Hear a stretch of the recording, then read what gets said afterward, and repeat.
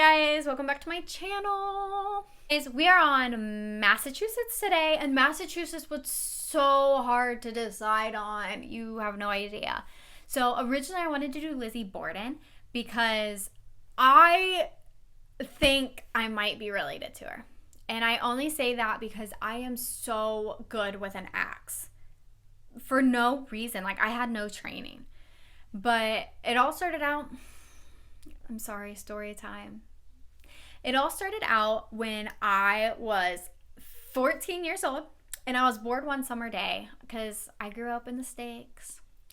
But I was so bored, so I went out to the garage. I saw my dad's axe and like instantly my eyes darted to the apple tree in the backyard. And I just chopped that sucker down. My dad was not happy about it.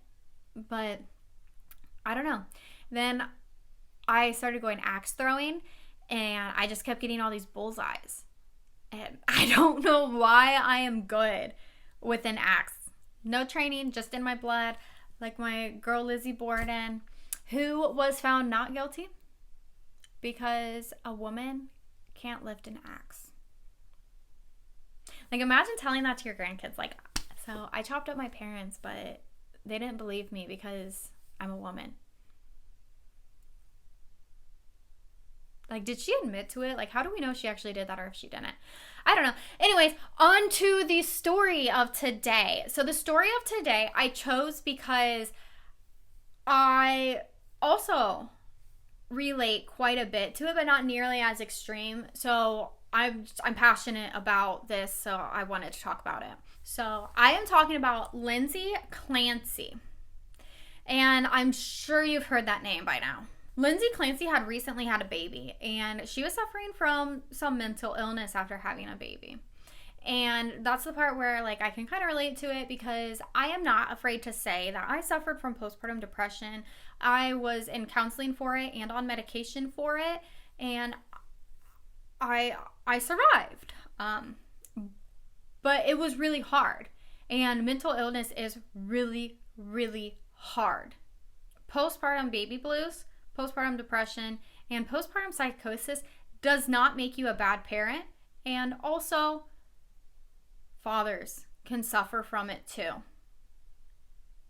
I just really want to make that clear before I start this video because I do not tolerate nasty comments in the comment section.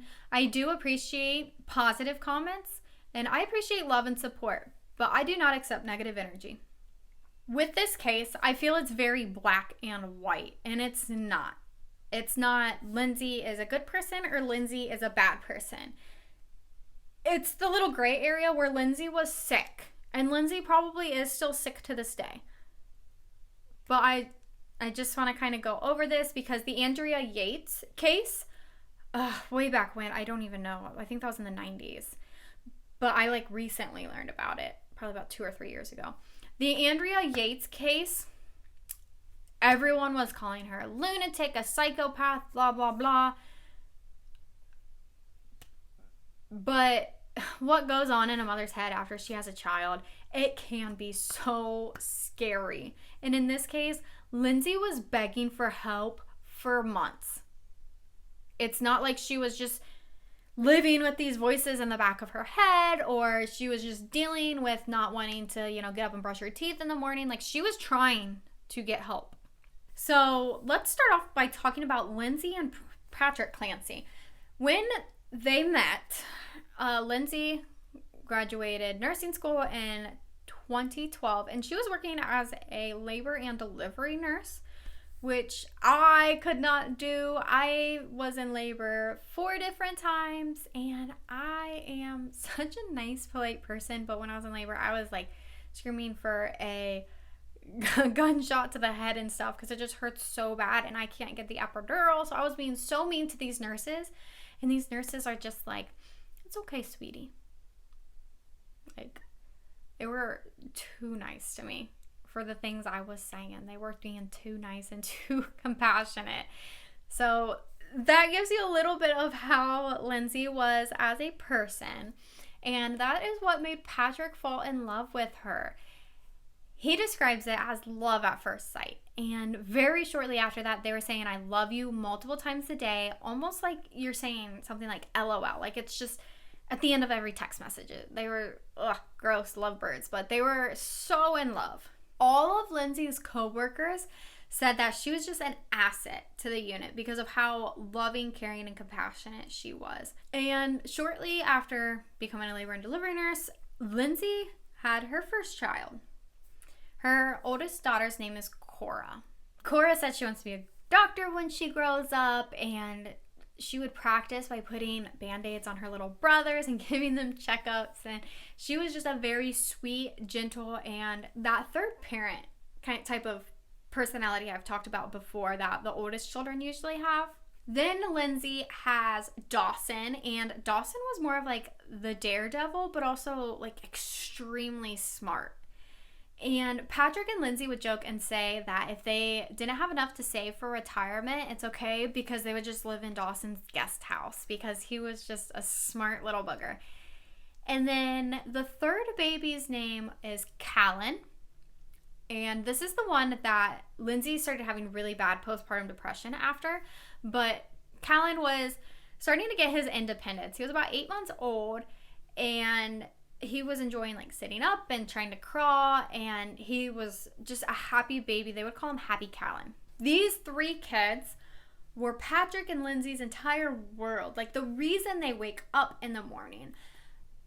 Patrick and Lindsay, their whole world was just molded around their children, and they would not trade it for the world. After Lindsay had Callan, she did the 13-week maternity leave. But once that 13 weeks was up, she just wasn't ready to go back to work. So she ends up taking a longer leave. And Patrick ends up starting to stay home with her as that support person. Somebody that she can talk to. If she's getting overwhelmed, he can step in and help. So they were really doing this whole team thing very well. So September 2022, Lindsay was starting to get like really bad anxiety. She went and saw her doctor, who said that it was postpartum depression, and they gave her Zoloft. Zoloft is a really good medication.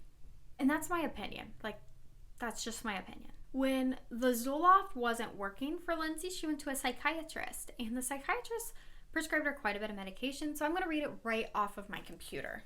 Lindsay was prescribed Valium, Trazodone, Ativan, Klonopin, Prozac, Seroquel, Ambien.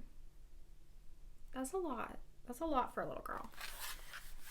And she was taking it the way it was prescribed. She wasn't taking too little. She wasn't taking too much. She was taking it exactly the way that you're supposed to. And with Patrick working from home, he was able to see that. But unfortunately, in Lindsay's case, these medications were just masking her symptoms rather than solving the underlying problem. And this is where things could get really bad. On October 25th, 2022, Lindsay has a diary entry, and I'm also going to read that right from my computer because I don't want to misreport anything. Lindsay writes, I sort of resent my other children because they prevent me from treating Cal like he is my first baby. I know that's not fair to them. I know that. I was feeling so depressed last evening when Cora and Dawson came home from school. I know it runs off on them, so we had a pretty rough evening. I want to feel love and connection for all of my children.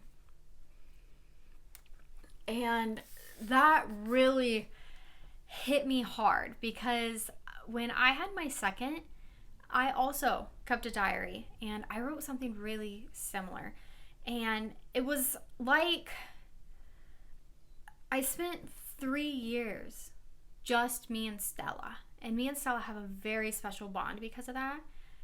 So when Nora came in the picture, I guess I didn't know what to expect because I thought I was going to be able to treat Nora the same as Stella and develop that same connection I have with Stella.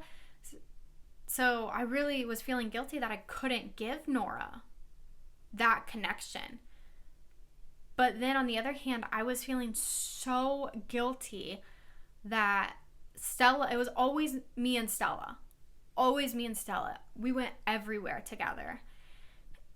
And then now I have this new baby and I can't give her that attention anymore. And I was so torn. Like, I just wanted to clone myself, but still feel the experiences of both.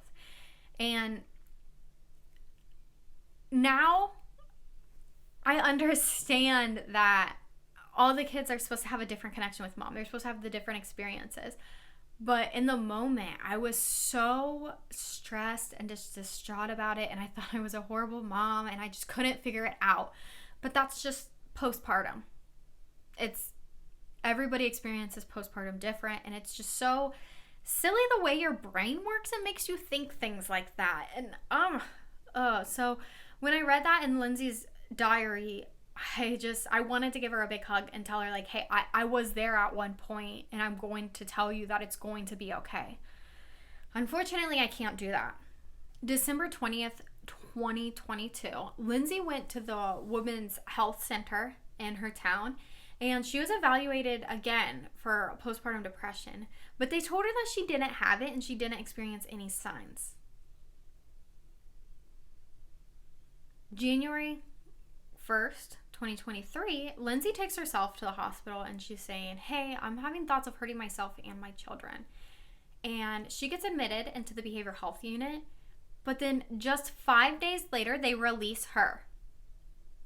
After just 5 days. That's so insane to me. Like, early releases are so dangerous, but there's so many people out there who just overlook that type of stuff. And like, I'm gonna cry. Like, she was really asking for help and they released her. And they told her that she was fine. They told her before she even went to the unit that she was fine, but she knew she was not fine.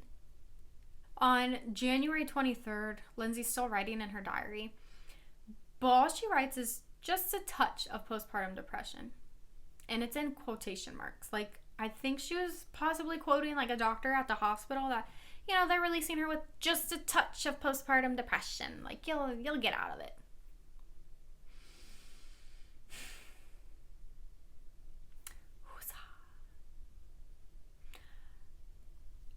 January 24th, 2023. Lindsay takes her daughter to the doctor for, I think it was like constipation or something, because her daughter gets prescribed Miralax. So she's waiting for the prescription to get filled. She takes her daughter home, and Lindsay, Cora, and Dawson go outside and they make a snowman. And she's texting pictures to her mom and texting pictures to her husband. And her mom says, I'm glad you're feeling better. I bet Lindsay's like, yeah, me too.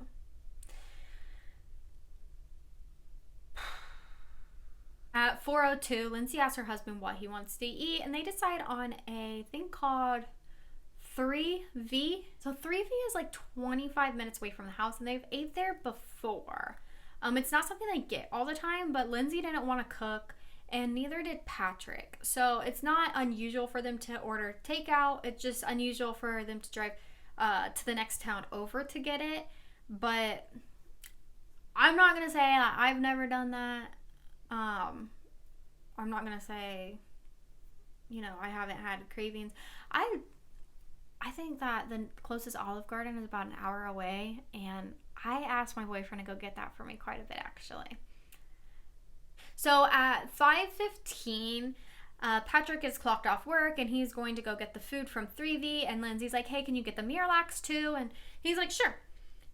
So he leaves, and then he calls Lindsay because there's something wrong with the pharmacy. And so Lindsay's talking to the pharmacy, and they're like, is it okay if we get this rather than this? And Lindsay's like, yeah, it does the same thing, you know, it'll get her pipes going, you know, type deal.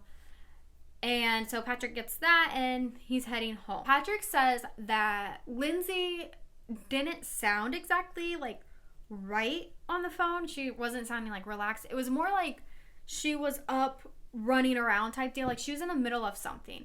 But 3 kids, I'm telling you, it's stressful. And doing it on your own, even for the little bit that Patrick was gone, that's a lot.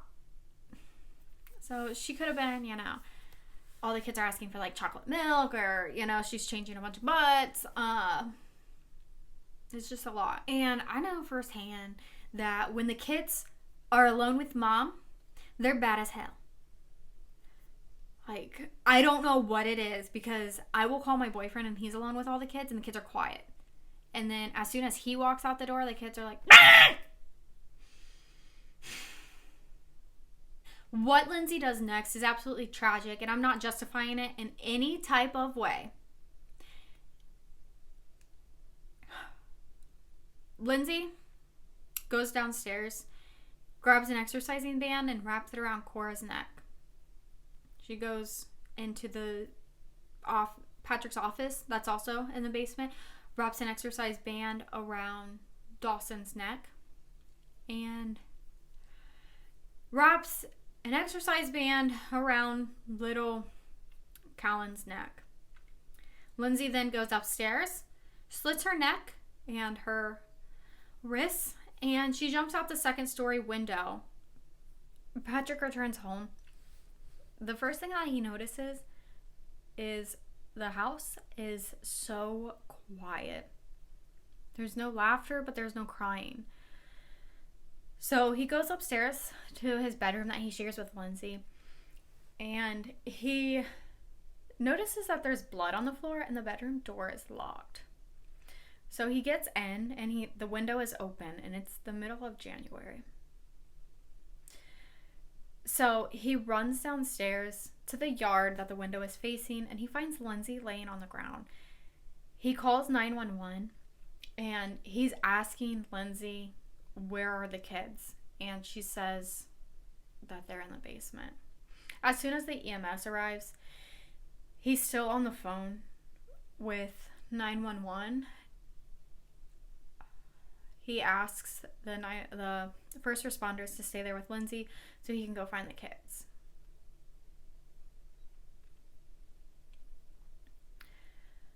When he goes down to the basement, you start hearing wailing and screaming on the 911 call that he is still connected to. And he's screaming for the officers, saying that she killed the kids. Lindsay had superficial cuts to her wrists and her neck. They were not life-threatening by any means, but Lindsay is paralyzed now from the waist down. Lindsay is charged with 2 counts of murder and 3 counts of strangulation. The 2 older children were pronounced dead at the scene. So Callan died 3 days later. During her most recent court hearing, Lindsay states that she just wishes she could feel something. The next court date for Lindsay is May 2nd. And Lindsay never used the term psychosis before this happened. She states that she heard a voice in her head, and that she had been hearing a voice in her head telling her to hurt the kids, but she brushed it off. And then after the dad left, the voice said, okay, this is your last chance. You have to do it now. I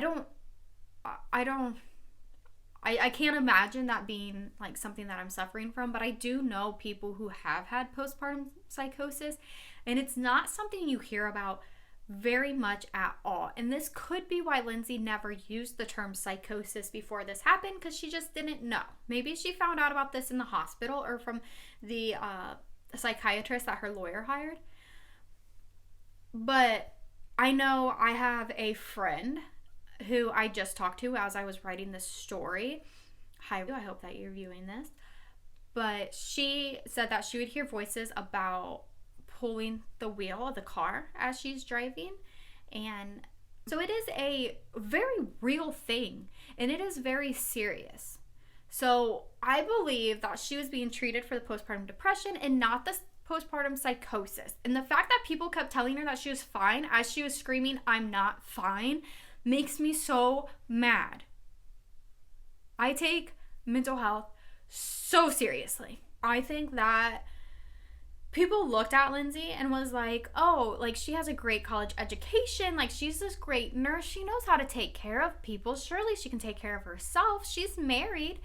You know, she has her husband to help take care of her. She's fine. She's fine. She just needs to get through this rough patch. And that wasn't the case at all. She was saying, hey, I need more help. And I honestly think that if she would have been able to stay in the hospital a little bit longer, even like another 2 days, like to be let out in 5 days when you're having psychosis and thoughts of harming your children and they're releasing you back to your children is just, after 5 days is insane to me. But I don't know. I wasn't there. I can't review her charts. I don't know. But if this is my own personal belief. My beliefs are not facts. If she would have stayed in there, in my own opinion, even just 2 more days, her children could still be alive today. But instead, people were just brushing her off. And I am not justifying anything that she did. I am very hurt. But I'm very angry, too. So another thing that like really gets me, and I'm going to try not to cry again. I'm sorry. When it involves kids, it's so hard for me. Lindsay had this vase in her house, and inside the vase was all these like little pieces of paper with stuff written on it, and it was called her wish vase. And multiple of those pieces of paper were asking for happiness and health for her family. And it just really gets me because me and Stella say nighttime prayers every night.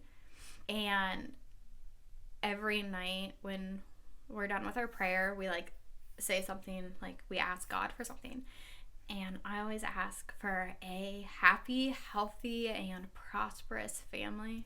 So I don't think Lindsay wanted to do what she did, and I don't think she planned to do what she did. I think that it was psychosis, and if you or anybody you know is suffering from any type of mental health crisis, please call 9888 because there is help available. And in Lindsay's case, so many people failed her and failed her family. And my condolences go out to Patrick. I can't imagine what he's going through. And I do so badly hope he can get through this. But that is all I have for you guys today. I am so sorry I got emotional there for a little bit and like teared up, and my voice is still cracky from it. That's just my personality. I am so a crybaby, but kids have a special place in my heart, and this just tears me up. But I love each and every one of you. Please like and subscribe. And have a blessed, beautiful, great, fantastic, whatever positive word you want type of day. Mwah!